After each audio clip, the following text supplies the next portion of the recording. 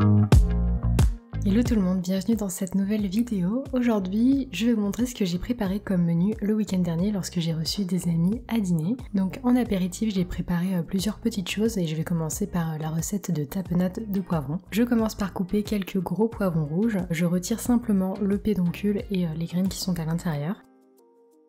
Ensuite, je dispose les moitiés de poivrons sur une plaque de cuisson. J'ajoute aussi de l'ail, ça donne énormément de saveur. Je mets les gousses entières sans les peler et j'arrose le tout d'huile d'olive. Pour la cuisson, j'enfourne le tout à 170 degrés pour 50 minutes. Une fois que les poivrons sont cuits, je les sors du four et je les laisse se refroidir quelques minutes. Et ensuite, je retire la peau. Normalement, avec la cuisson, elle part toute seule, ça s'enlève très facilement. Je la retire parce que, en fonction des gens, il peut être plus ou moins digeste. Et je retire aussi l'enveloppe qui entoure les gousses d'ail. Je place ensuite le tout dans mon robot, ça marche aussi très bien avec un blender ou même avec un petit mixeur plongeant pas forcément très puissant. Je rajoute aussi 2-3 cuillères à soupe de crème végétale et un petit peu de sel. Je mixe ensuite l'ensemble jusqu'à obtenir une belle texture bien lisse et on obtient une couleur qui est vraiment magnifique, hyper flamboyante. Au niveau du goût, évidemment il faut aimer les poivrons, mais c'est très doux et légèrement sucré. Je transvase la tapenade dans une coupelle et je rajoute des graines de sésame noir pour la déco et en attendant de servir, je la laisse reposer au réfrigérateur pour qu'elle se fige un petit peu. J'ai aussi préparé du houmous, mais pour la recette j'en ai déjà partagé tellement sur ma chaîne, mon blog et même dans mon livre que finalement je vous mets juste les liens en barre d'infos si vous voulez aller les voir. Et pour décorer, j'ai ajouté de l'huile d'olive, du paprika et quelques feuilles de persil. En dernière préparation, j'ai écrasé tout simplement de l'avocat avec un petit peu de jus de citron vert et du sel et j'ai saupoudré le tout de graines de piment chili. J'ai servi tout ça avec des chips de tortilla, je trouve que ça se marie très bien, mais ça marche aussi avec des crudités ou des chips classiques.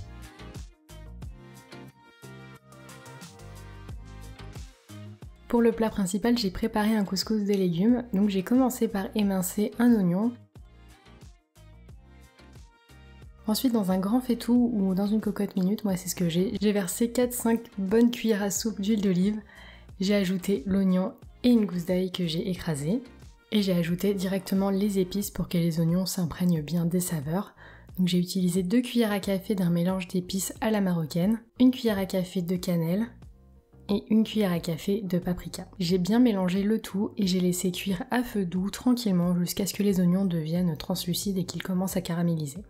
Pendant ce temps, je me suis occupée des autres légumes, donc j'ai pelé et coupé des pommes de terre à chair ferme pour qu'elles tiennent à la cuisson. J'ai fait la même chose avec des carottes en les coupant en petits tronçons. J'ai aussi utilisé de la courgette aussi coupée en tronçons et du poivron rouge lui coupé en gros morceaux. Je sais que traditionnellement il y a d'autres légumes dans le couscous, donc n'hésitez pas à les ajouter s'ils vous plaisent. Une fois les légumes coupés, je les ajoute aux oignons et je couvre le tout avec de l'eau. Je rajoute aussi un petit peu de bouillon de légumes. Et évidemment, je rajoute des pois chiches. Vous pouvez aussi ajouter des raisins secs. Moi, je n'en mets pas parce que tout simplement, je n'aime pas trop ça. Mais dans la recette, normalement, il y en a. Il n'y a plus qu'à laisser cuire le tout une dizaine de minutes. En général, avec la cocotte minute, ça va très vite. J'ai aussi préparé la semoule. J'en utilise de la semi-complète et je la laisse gonfler avec de l'eau bouillante en la couvrant pendant 5-10 minutes. Une fois qu'elle a bien gonflé, je viens l'égrainer avec une fourchette. Et quand les légumes sont cuits, il n'y a plus qu'à servir. En déco, j'ai ajouté quelques amandes effilées et du persil. On peut aussi ajouter des merguez vegan, celles-ci se trouvent en magasin bio. Et je sais que mes amis les ont particulièrement appréciées.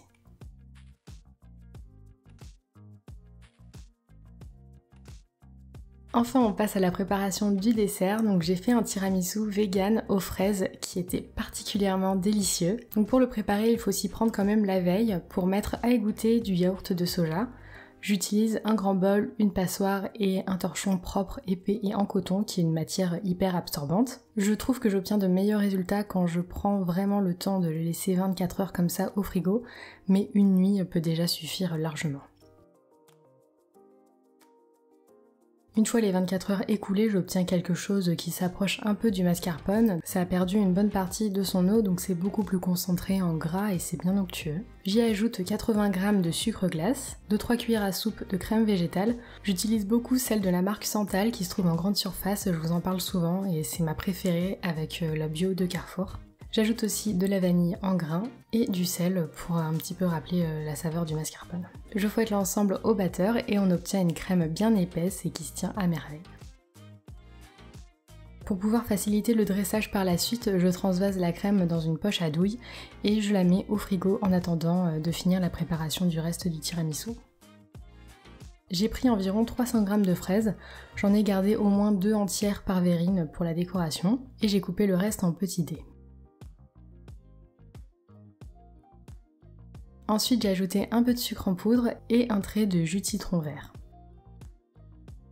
Pour remplacer les biscuits cuillères, j'utilise les Petits Nature de Björg qui sont véganes et sans huile de palme et ensuite je procède au dressage en superposant tout simplement les couches de crème, de fraises et de biscuits préalablement cassés en petits morceaux.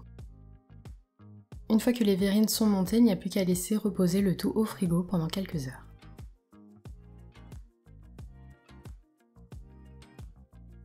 Au moment de servir, on peut aussi rajouter quelques miettes de biscuits pour la décoration. Et voilà, ces tiramisus sont vraiment bien crémeux, même s'ils sont un petit peu plus légers que des tiramisus classiques. En tout cas, on s'est bien régalé, tous les pots étaient limite propres à la fin, il restait vraiment rien du tout. D'ailleurs, si vous testez, n'hésitez pas à me dire ce que vous en pensez en commentaire ou même sur Instagram, j'adore recevoir vos retours. Je vous fais plein de gros bisous et je vous dis à très bientôt dans une prochaine vidéo. Ciao!